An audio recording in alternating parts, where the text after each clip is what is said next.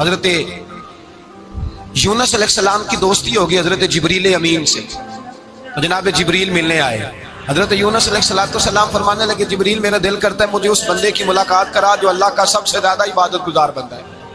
حضرت جبریل امین لے گئے دور دور فلسطین کے علاقے میں، اور لے جا کر ایک بندے سے ملاقات کرائی جس کی دونوں آنکھیں بھی کوئی نہیں تھی، دونوں بازو بھی کوئی نہیں تھی، دونوں پیر بھی کوئی نہیں تھی، اور اس بندے کی زبان پر لفظ بڑا کیا جاری تھے، یا اللہ تیرا شکر ہے، یا اللہ تیرا، بول کے کہیے یا اللہ تیرا، اے اللہ تیرا شکر ہے، شکر شکر کر رہا تھا۔ حضرت جناب سیدنا یونس علیہ السلام کہنے لگے میں نے تجھے عبادت گزار کو ملانے کو کہا تھا، تو کہاں لے آیا؟ حضرت جبریل کہنے لگے یا یونس یہ ہر چیز جانے کے باوجود اپنے رب کی رضا پہ راضی ہے۔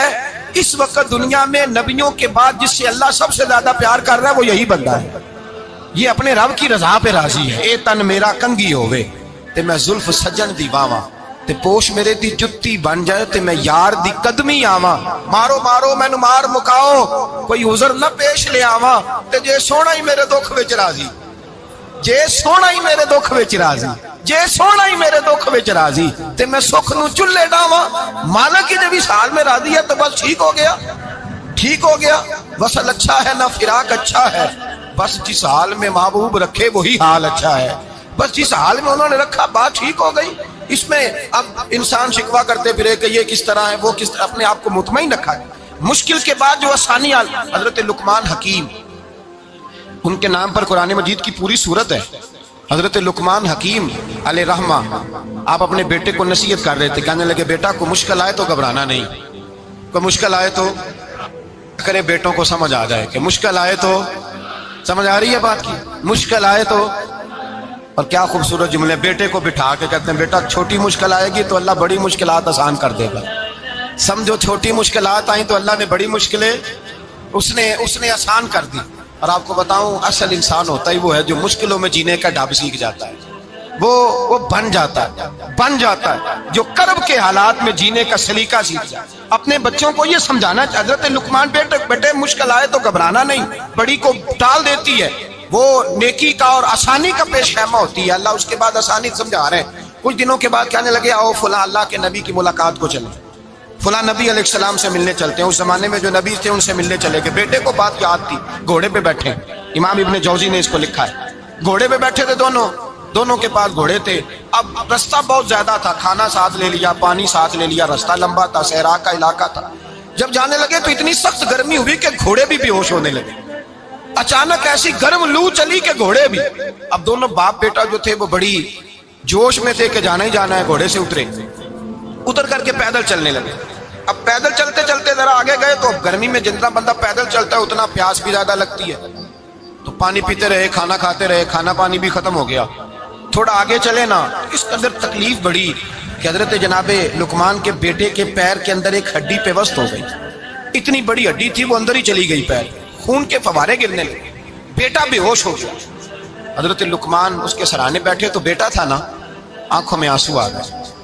بیٹے نے آنکھ کھولی تو کہنے لگا ابا جی آپ تو صبر کرنے والے ہیں، آپ رو رہے ہیں۔ فرمایا بیٹے میں کیا کروں، میرے سینے میں جو دل ہے وہ ایک باپ کا دل ہے، تو باپ جو ہوا تیرا، تیری دکھ پر رونا آیا، بڑی مشکل سے دانت کے ساتھ ہڈی نکالی، ہڈی نکلی تو خون بھی چلا۔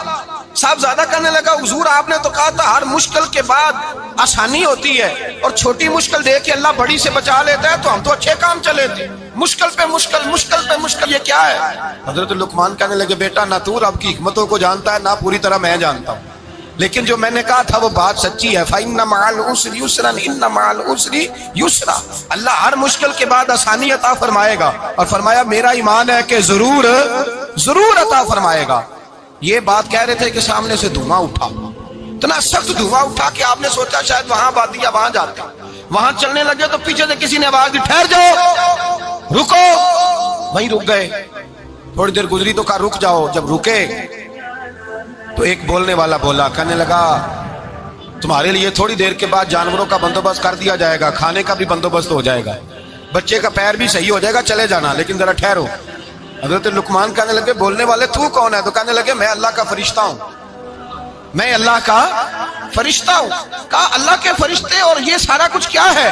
تو فرشتہ کہنے لگا اصل بات یہ ہے کہ سامنے بستی پر مجھے عذاب نازل کرنے کا حکم ملا تھا، آپ بڑی تیزی سے آ رہے تھے، میں نے رب سے دعا کی کہ اللہ اس باپ بیٹے کی غلطی کوئی نہیں، مہربانی فرما. رب نے پہلے آپ کو صحرا میں الجھایا، پھر میری دعا کی برکت سے آپ کے گھوڑے ٹھہر گئے، پھر میری دعا کی برکت سے آپ کا پانی ختم ہوا، پھر میری دعا کی برکت سے آپ کے بیٹے کو زخم آیا، پھر میری دعا کی برکت سے سامنے سے دھواں اٹھا. فرمایا یہ جو تمہیں مشکل پہ مشکل آ رہی تھی، یہ تو میرا رب تمہیں عذاب سے بچانا چاہ رہا تھا. یہ جو تمہیں مشکل پر مشکل آ رہی تھی تو میرا مالک تمہیں عذاب سے بچا رہا تھا، تم سمجھ نہیں رہے تھے. حضرت لقمان نے بیٹے کی طرف دیکھا تو بیٹے کہنے لگے ابا جی بات بالکل سچی ہے، افضل الذکر لا الہ الا لا الہ الا، اور پھر پڑھنے لگے حسبنا اللہ و نعم الوکیل نعم المولا و نعم النصیر. یہ ورد ہونے لگا. بھائی جب تجھے مشکل آتی ہے، آزمائش آتی ہے، تو اس وقت سمجھتا ہے پتہ نہیں میرے ساتھ کیا بننے لگا ہے. اللہ تبارک و تعالیٰ چھوٹی مشکل دے کے تجھے بڑی سے محفوظ رکھتا ہے، چھوٹی بیماری دے کے تجھے بڑی سے محفوظ رکھتا ہے. بلکہ میں ایک دفعہ ایک تکلیف میں ایک آزمائش میں مبتلا ہو گیا تو میں نے اپنے حضرت سے کہا کہ حضور سارے دکھ کٹھے ہی آ گئے، کیا کیا جائے؟ تو آپ فرمانے لگے بڑے خوش نصیب ہو، جوانی میں اللہ نے دکھ دے دیے، بڑھاپے میں آئے تو برداشت نہیں ہوتے. یہ تو بڑے وقت پہ آ گئے، شکر ادا کرنا چاہیے. اس زمانے میں برداشت نہیں ہوتے، اب آسانی ہے، ان کو برداشت کرو، ہمت کرو. میرے بھائی یاد رکھیں آزمائشیں تکلیفیں آپ کو بڑا کرنے کے لیے آتی ہیں. ہم آزمائش کو برا جانتے ہیں، دکھ کو برا جانتے ہیں. دکھ تو بڑے پیارے ہوتے ہیں، یہ رونے کا سلیقہ سکھاتے ہیں، یہ اللہ کو منانے کا طریقہ سکھاتے ہیں، یہ مسجد میں جانے کا. وہ جو سکھی بندہ ہے نا سکھی، مجھے ایک صاحب کہنے لگے دو قسم کے لوگ مدینے سے آتے ہیں، مدینہ شریف پوچھنے لگے، کہنے لگے حضرت جی دو قسم کے بندے ہیں، کچھ واپس جاتے ہوئے تڑپ رہے ہیں، کچھ تصویریں کھینچ رہے ہیں رخصتی کے وقت، فرق کیا ہے؟ تو میں نے کہا وہ جو تصویریں کھینچ رہا ہے وہ امیر آدمی ہے، اسے پتا ہے کہ میں پھر ٹکٹ لے لوں گا، مہینے کے بعد پھر آ جاؤں گا. اور یہ مدینہ چھوڑتے ہوئے تڑپ رہا ہے، یہ کوئی غریب ہے، یہ کہہ رہا ہے پتہ نہیں دوبارہ موقع ملے کہ نہ ملے. یہ دکھی ہے، یہ آزمائش میں. دکھی سکھی بندہ تو مکے جا کے نہیں روتا، وہاں بھی کھڑا ہے ڈٹ کے کھڑا. دکھی کوئی نہیں تو روئے کیسے؟ روئے کیسے؟ دکھی دی گل دکھی آئی جانے، دکھی دی گل. کیا خوبصورت لفظ ہے میاں صاحب کی، اور لفظوں میں حسن دے کے کہنے لگے دکھی دی گل اے دکھی آئی جانے تے سکھی نو کی خبراں تے یار جنہاں دے موت نے مارے روندے نہیں تک تک قبراں. یہ مشکل مرحلہ ہوتا ہے، جب انسان تکلیف میں ہوتا ہے پھر اسے احساس ہوتا ہے. اور تکلیف والے کو ہی تکلیف والے کی تکلیف کا احساس ہوتا ہے. جب آپ کو اللہ مشکل دیتا ہے تو سمجھ لیں رب آسانی دینا چاہ رہا ہے. جب تیز دھوپ آتی ہے تو سمجھ لیں اللہ گرم ہوا گزار کے ٹھنڈی بارش برسانا چاہ رہا ہے. اور جب چاروں طرف سے گھٹن ہو، پنجابی میں کہتے ہیں گما لگ جائے، تو پھر سارے بول کے کہتے ہیں اب جو طوفان آئے گا وہ سخت ہی آئے. اس لیے کہ گھٹن جتنی زیادہ ہوتی ہے پھر فضل بھی اتنا. حضرت نوح علیہ السلام کی قوم کو حضرت نوح علیہ السلام نے 1500 سال سمجھایا ہے. 15 کچھ لوگوں نے 950 سال لکھا ہے نا، اعلیٰ حضرت نے لکھا ہے 1500 سال عمر ہوئی حضرت نوح علیہ السلام کی. اللہ تعالیٰ بندے کو جلدی سزا نہیں دیتا، بلکہ قرآن مجید میں ایک جگہ رب کریم اس طرح بھی فرماتا ہے کہ جب بندے مجھے بھول جاتے ہیں تو میں ان کے لیے نعمتوں کے دروازے کھول دیتا ہوں. بندہ سمجھتا ہے کہ میں کچھ تو ہے نا کہ میرے اندر کہ میں جدھر جاتا ہوں خیر ہی خیر ہو جاتی ہے. وہ سمجھتا ہے کہ میری عقل ہے، حالانکہ اللہ اسے ڈھیل دیتا ہے. اللہ اسے ڈھیل دیتا ہے. گناہوں کی سزا کے 3 طریقے ہیں. ایک ہے متنبع کرنا، تنبیہ کرتا ہے اللہ، بندہ متنبع ہو جاتا ہے، یہ اللہ کا بہت بڑا احسان ہوتا ہے. ایک ہوتا ہے مہلت دینا، اور ایک تیسرا ہوتا ہے اللہ خفیہ تدبیر کرتا ہے. تھوڑا سا سمجھیے گا، انسان پر کوئی آزمائش آئی، فوراً اس کی چھٹی اس نے کہا کہ وہ فلان جگہ غلطی کی تھی تب ایسا ہوا ہے. ہوتا ہے نا کئی دفعہ آواز آتی ہے نا اندر سے، چلیں بول دیں کچھ نہیں ہوتا آپ کو. اللہ جانتا ہے یہاں کوئی کچھ نہیں کہے گا آپ کو، اور ہماری تو ویڈیو بھی نہیں گھومتی، یعنی خبر بھی نہیں ہو کہ کس نے ہاں کر دی کس نے نہ کر دی. آپ بغیر ٹینشن کے بات چیت کریں، آج کچھ نہیں ہوتا انشاءاللہ تعالی. آتی ہے اندر سے آواز. میں آپ سے اس لیے ان چیزوں کی تصدیق کراتا ہوں کہ باقیوں کو بھی آتی ہے کہ نہیں، اس لیے تصدیق. کبھی کوئی کسی جگہ انسان پریشان ہوتا ہے تو محسوس کرتا ہے کہ وہاں مجھ سے ہوتا ہے نا جی، جس کو یہ نصیب ہو جائے بڑا خوش نصیب آدمی ہے. حضرت مولا علی فرماتے ہیں اگر تجھے دنیا میں سزا مل گئی تو تو بچ گیا ہے، سمجھ پھر اللہ کرم کرے گا، آخرت میں سزا نہیں دے گا. اور یہ یاد رکھ لے وما اصابکم من مصیبت فبما کسبت ایدیکم ویعفو عن کثیر. اللہ فرماتا ہے دنیا میں تجھے جو بھی تکلیف پہنچتی ہے وہ تیرے ہاتھوں کے کرتوتوں کی وجہ سے پہنچتی. ویعفو عن کثیر، فرمایا کثیر گناہ تو میں ویسے ہی معاف کر دیتا ہوں. یہ جو تیری زندگی میں دکھ ہے نا، یہ بھی میری قلیل سزائیں ہیں. یہ کثیر پر سزا، یہ قلیل ہے قلیل. یہ جو تمہاری زندگی میں تکلیف ہے، انسان کو سزا ملتی. حضرت فضیل بن عیاض رحمۃ اللہ تعالی علیہ گھوڑے پہ بیٹھے تھے، گھوڑا شرارت کرنے لگ گیا، اچھلنے لگ گیا، کودنے لگ گیا. تو حضرت فضیل بن عیاض نیچے اترے، ایک کونے میں جا کے نماز کی نیت باندھ لی، 2 رکعت نماز پڑھی، پھر دیر تک استغفار پڑھتے رہے، روتے رہے، دعا کرتے رہے. واپس آئے، خادم عرض کرنے لگے حضور سمجھ نہیں آئی، گھوڑے نے تھوڑی سی شرارت کی، وہ بدکا ہے، آپ نے اس کو چھوڑا ہے اور چھوڑ کر کے آپ نماز میں لگ گئے. تو حضرت فضیل بن عیاض فرمانے لگے جب بندہ اللہ کی نافرمانی کرتا ہے نا، تو جو چیزیں اس کی فرما بردار ہوتی ہیں وہ اس کی نافرمانی کرنے لگ جاتی. تو مجھے محسوس ہوا تھا کہ میں نے کہیں اللہ کی نافرمانی کی ہے، اس لیے ایسا ہوا ہے کہ میرے گھوڑے نے میری، تو میں توبہ کرنے لگا ہوں. اور اب دیکھتا ہوں بیٹھ کے بھلا کیا ہوتا ہے. میں نے سچی توبہ، حالانکہ مجھے یاد نہیں کہ میں کہاں بولا، پر کھری اور سچی توبہ کی. دوبارہ گھوڑے پہ بیٹھے تو گھوڑا بالکل صحیح ہو کے ساتھ چلنے لگ گیا. میرے بھائی، جب یہ تنبیہ ہے اللہ کی طرف سے، یہ متنبہ کیا جاتا ہے کہ تو بعد آ جا.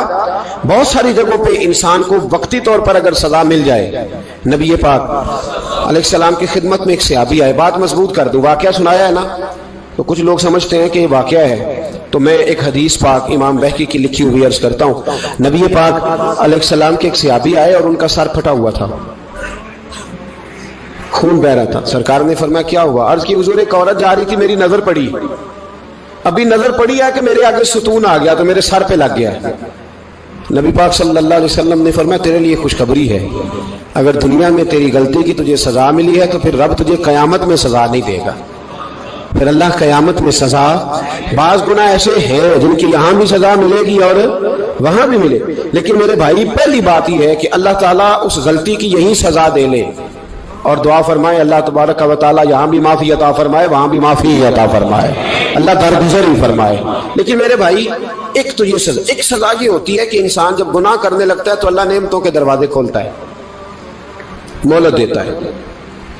500 سال تک فرعون کو مہلت دی. کتنے؟ یہاں جو 5 سال حکومت کر لیتا ہے وہ کہتا ہے سب سے قابل میں ہی ہوں، مجھے مہلت ملی ہوئی ہے. 500 سال مہلت دی اللہ تعالیٰ نے. اور فرعون کی قوم پر پتہ عذاب کس طرح کے آئے تھے؟ ٹڈیاں مسلط کر دی اللہ نے. یہ گھومتی نہیں چھوٹی سی، ہم اپنی زبان میں اس کو کچھ لوگ مختلف ناموں سے یاد کرتے ہیں، کوئی مکڑی کہتا ہے، کوئی کچھ کہتا ہے. مسلط کر دی، جاتی نہیں. ان پر بنی اسرائیل کے ان مقابل جو فرعون کی قوم تھی ان پر الزام اس طرح کا عذاب آیا کہ مینڈک مسلط کر دی اللہ تعالیٰ. برتن کھولتے تھے اندر مینڈک نکلتا تھا، دنیا کی ہر دوائی استعمال کرتے تھے لیکن مینڈک نکل آتا تھا. تھوڑا سا سمجھا کریں چیزوں کو. ہمارے رنگ نہیں زیادہ گورے کہ ہم پر عذاب نہیں آتا. کوئی بہت زیادہ اللہ تعالیٰ معاف فرمائے دولت نہیں جمع کرا بیٹھے شاہی خزانے میں کہ ہم سے پوچھا نہیں جائے گا. یہ مہلت ہے، مہلت کو مہلت سمجھو. پھر جب پکڑ آتی ہے نا اللہ کریم کی، میں نے دیکھا ہے کروڑوں روپیہ، 6 اولادیں. ایک شخص کے بچے باہر سے آ رہے تھے، وہ بندہ بیمار تھا. مجھے کہنے لگا حضرت جی دعا کریں میں ان کے آنے سے پہلے مر جاؤں ورنہ آ کے مجھے مار دیں گے. دعا کریں. اتنی بے سکونی، کروڑوں روپیہ پڑا ہے تو یہ عذاب نہیں؟ کوئی ضروری ہے کہ پتھر ہی برسیں گے تو سمجھ آئے گی؟ یہ جو سگا بیٹا بوڑھے باپ کے قریب سے گزر جاتا ہے، سلام نہیں لیتا تو اس کو عذاب نہیں سمجھتے؟ یہ جو امت کی بیٹیاں، امت کی بچیاں، ہماری بچیاں ایک سال کے اندر 75,000 ہزار بچی ایک ڈویژن سے بھاگ کے شادی کر رہی ہے، اور ایک صوبے سے.